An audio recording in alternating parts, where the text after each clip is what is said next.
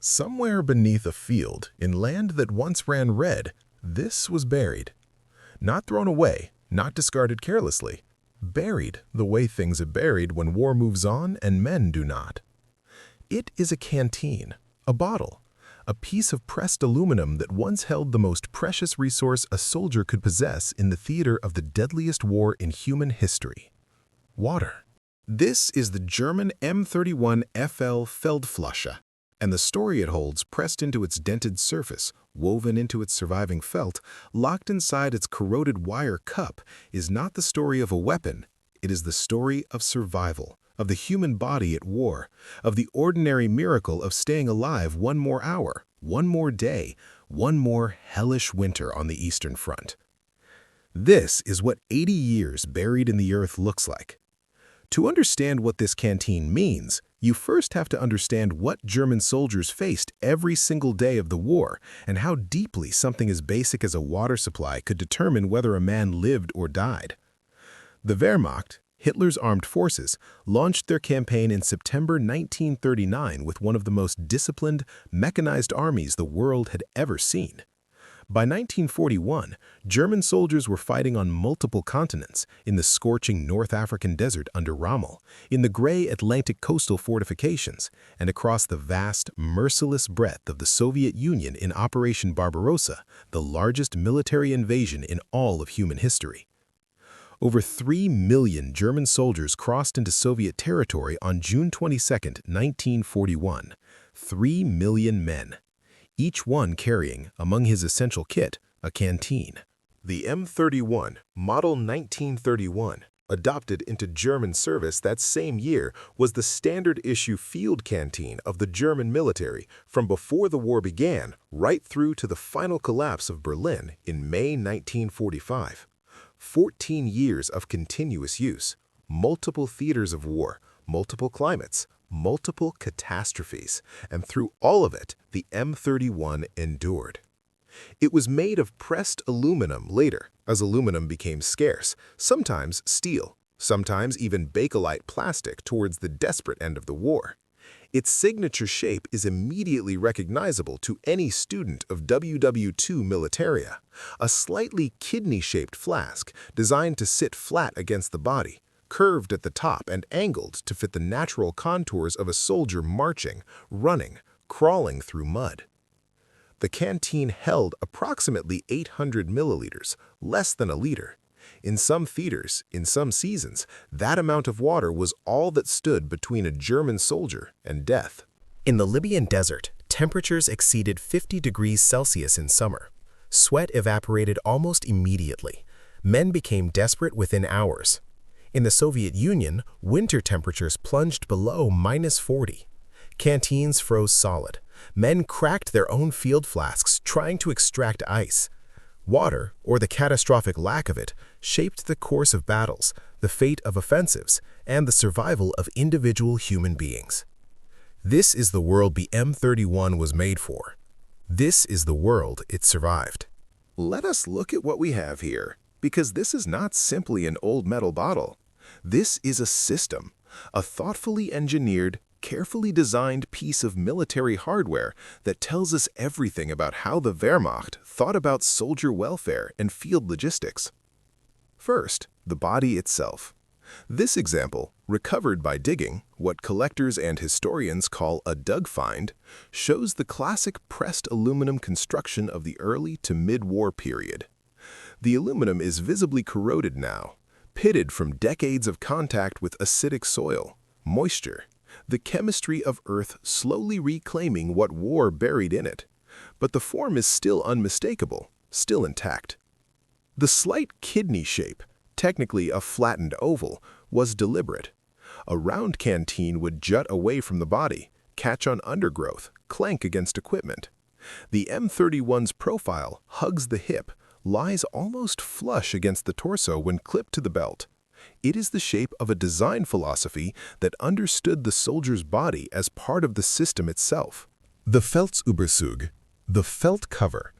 This is one of the most important and most misunderstood components of the M31 system, and on this dug example, extraordinarily, evidence of it still remains. The felt cover was not decoration, it was not merely identification, it was insulation. In summer heat, felt acted as an evaporative cooling layer, the principle used in desert water bags for centuries before the Wehrmacht adopted it for industrial production. Wet the felt, and as it dried in moving air, it cooled the water inside. Basic physics, ancient human knowledge applied to modern warfare. In winter, that same felt provided modest insulation against freezing, critical in the Soviet theater, where water turning to ice in a canteen was not a metaphor, but a genuine tactical liability. A frozen canteen was a dead canteen. Soldiers sometimes slept with their Feldflasche inside their uniforms to prevent freezing. That this dug example retains even fragmentary felt is remarkable. Felt is organic material. It decays. It is consumed by soil chemistry, by moisture, by time. The fact that any remains after 8 decades underground tells us something about the conditions of burial, perhaps drier soil, perhaps the chemistry of that particular ground, and it speaks to the quality of German wartime production. This was not cheap felt hastily applied. It was properly stitched, properly fitted, designed to last. Now, the leather retaining strap. On this example, most of it survives. This strap served multiple purposes. It held the felt cover in place, reinforced the attachment point, and in some configurations allowed the canteen to be carried separately from the belt clip, slung over a shoulder, tied to a pack, improvised into 100 field solutions that only a soldier far from supply lines would ever need to invent. Leather in wartime Germany was a carefully rationed material. As the war progressed and cattle hide became scarce, diverted to boots, harnesses, holsters, the quality of leather on military equipment declined noticeably. Early war examples show thick, well-tanned leather. Late war pieces sometimes show synthetic ersatz substitute materials stitched in where proper hide was unavailable. That this strap survives tells us this is likely an earlier production, when material quality was still high. It survived not just the war, but 80+ years underground. And finally, the component that perhaps most surprises modern viewers: the cup, the wire handle cup. Attached to the base of the M31 was a pressed aluminum cup, the Trinkbecher, held in place by a wire bail handle. This cup was not optional. It was not an accessory. It was integral to the system's design philosophy. The German military understood that sharing water, distributing it, measuring it, heating it over a field stove required a vessel. A canteen with just a neck is a drinking device. A canteen with a cup is a water management system.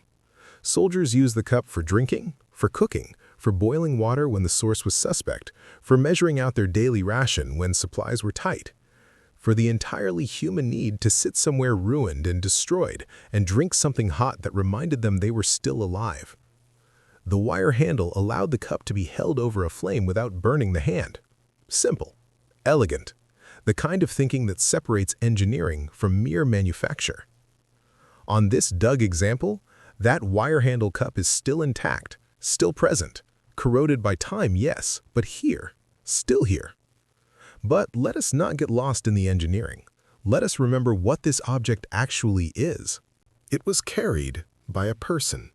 Somewhere, perhaps in Poland, perhaps in France, perhaps on the killing fields between Moscow and Stalingrad, perhaps in the dust of Libya, a German soldier clipped this canteen to his belt.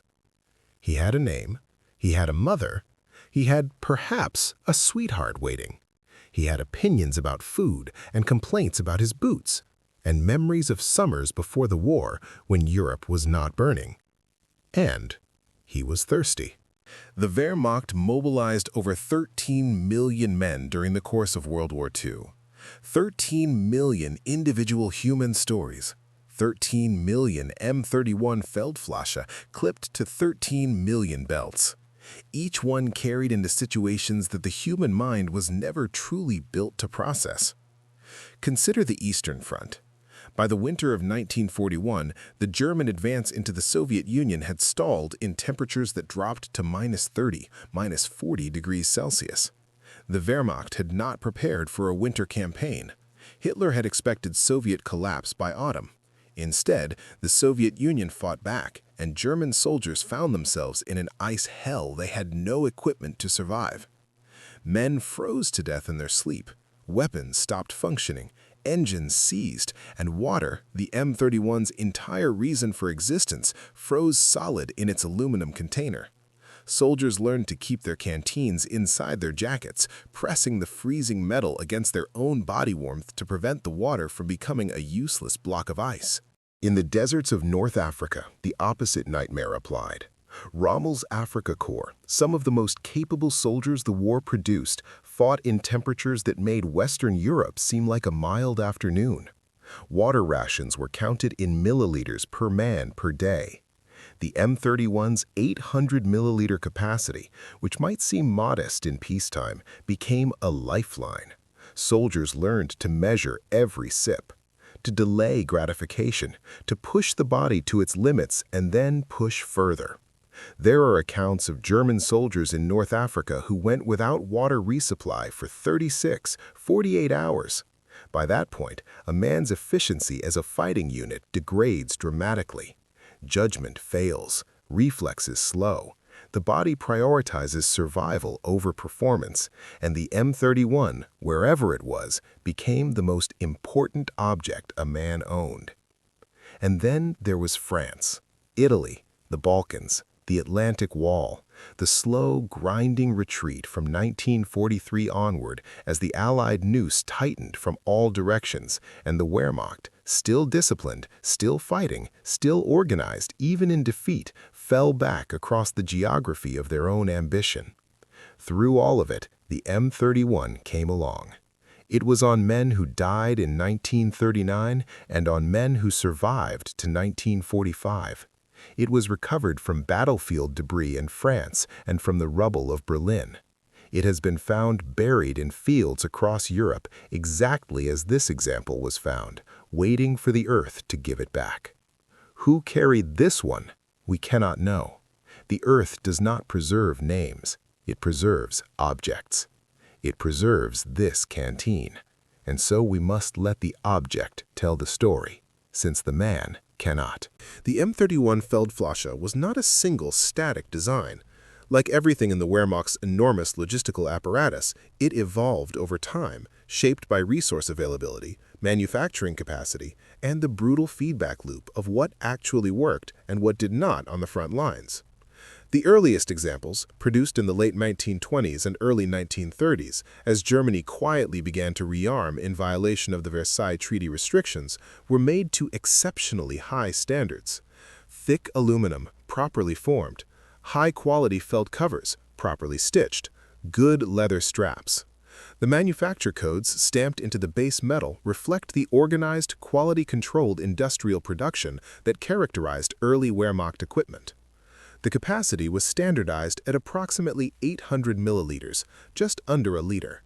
The threaded aluminum or bakelite cap screwed down securely and was attached by a short chain or leather loop to prevent loss. The cup at the base fitted precisely. German military procurement in this era was genuinely impressive in its attention to functional detail. As the war began and progressed into its middle years, the enormous scale of Wehrmacht mobilization put enormous strain on production. Aluminum, critical for aircraft manufacturing, became increasingly precious. Military administrators faced hard choices about material allocation. The result was the gradual introduction of steel-bodied canteens alongside aluminum ones, and eventually, in the desperate final years, bakelite plastic bodies that could be molded without consuming strategic metals at all. A collector examining M31 variants can read the arc of German fortune directly in the material. Early war examples: heavy, well-made, confident.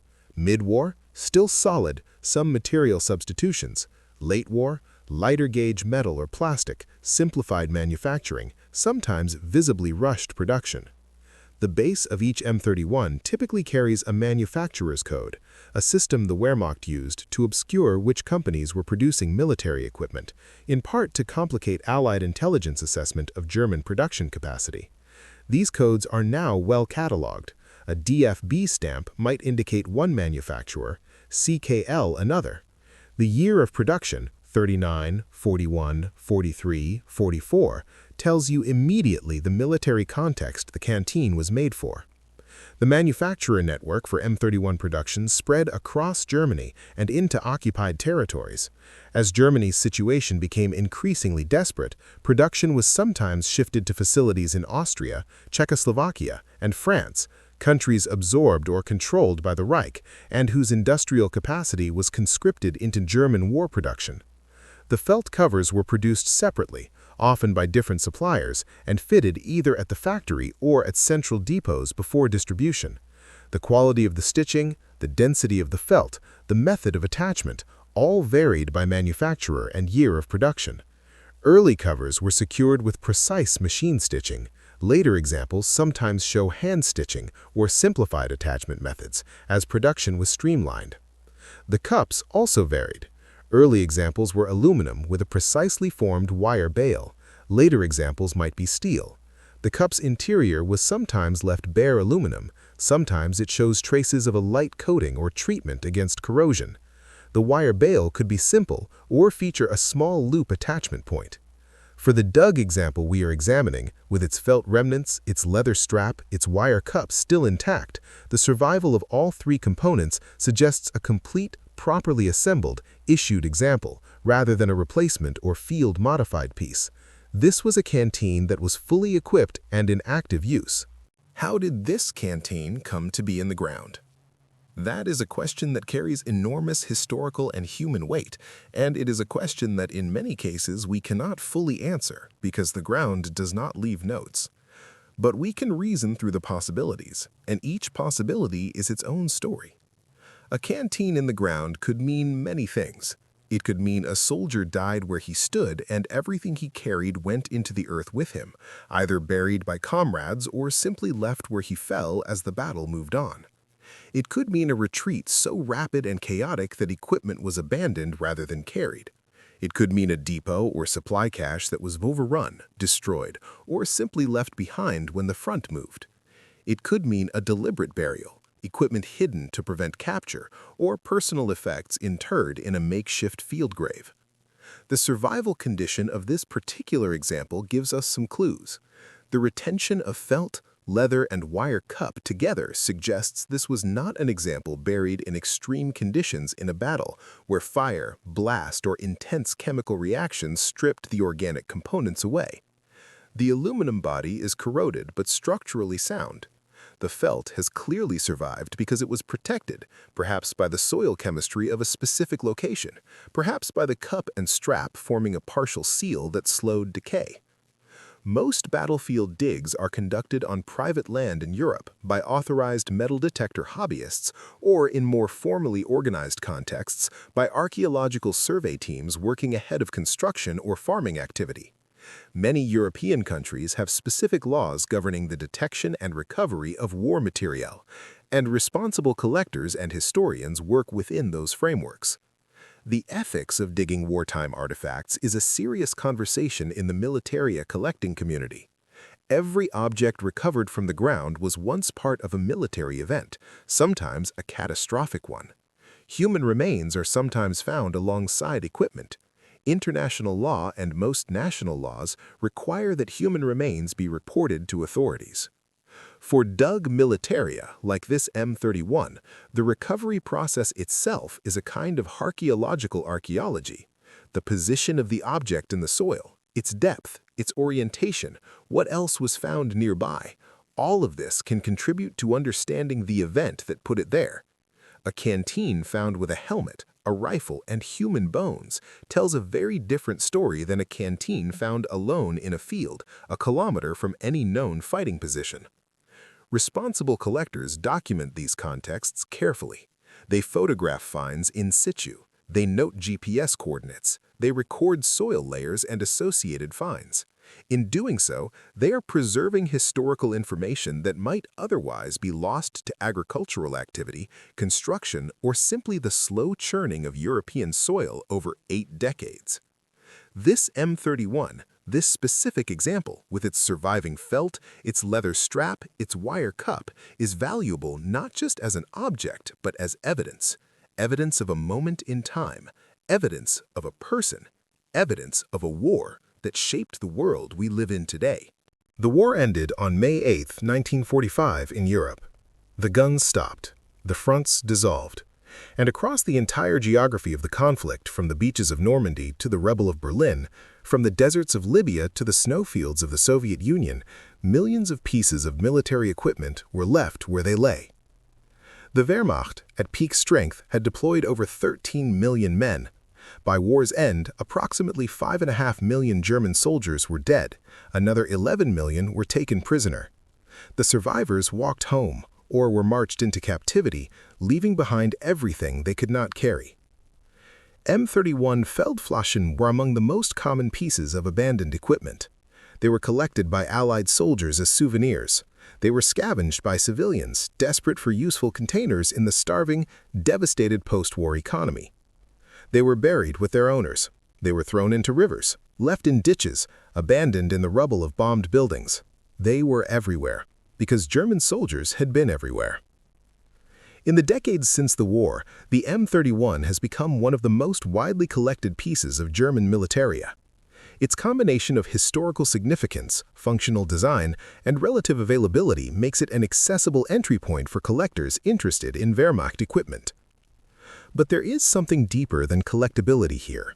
The M31, more than almost any other piece of German military equipment, connects us to the experience of the ordinary soldier, not the officers with their impressive regalia, not the generals with their dramatic decisions, but the Lanzer, the ordinary infantryman, the man who marched and bled and was thirsty. Military historians increasingly emphasize the importance of material culture in understanding conflict, the study of the physical objects that soldiers used, wore, carried, and left behind. Objects like the M31 are not just curiosities, they are primary historical sources, as valid as written documents or oral testimony. They tell us about production priorities, about logistical thinking, about what planners believed soldiers needed to survive, about the gap between those beliefs and reality. The Doug example we have examined today, with its surviving felt, its leather strap, its wire cup, is a particularly powerful specimen precisely because of those survivals. A fully corroded bare aluminum canteen is interesting. A canteen that still shows how it was equipped, how it was carried, how it was used. That is a time capsule. Someone held this. Someone drank from this. Someone, somewhere in the catastrophe of the Second World War, needed this object to stay alive. We do not know if they survived. We do not know their name. We know only what they left behind. And sometimes, that is enough. We began with a question, even if we did not speak it aloud. What is this thing, really? What does it mean? It is 800 milliliters of possibility. It is the industrial capacity of a nation gone to war. It is the felt cover stitched by hands in a factory somewhere in Germany in some now forgotten year before the fronts had even opened. It is the leather strap that someone's hands buckled and unbuckled countless times in the darkness before dawn, preparing for another day's march towards something they may not have fully understood. It is a wire cup that held boiling water over a small field fire somewhere between here and there, between this moment and that catastrophe, between the person who carried it and the ground that held it for 8 decades, waiting for someone to bring it back into the light. History is not made only by generals in their maps, by politicians in their proclamations, by the vast industrial arithmetics of production and logistics. History is made and unmade and remade by people who were thirsty, people who needed water to keep going, people who carried this. The M31 Feldflasche survived the war. It survived the decades. It survived the earth that tried to reclaim it. It is here, and the man who carried it, whoever he was, wherever he walked, is not forgotten, not entirely, not while this endures.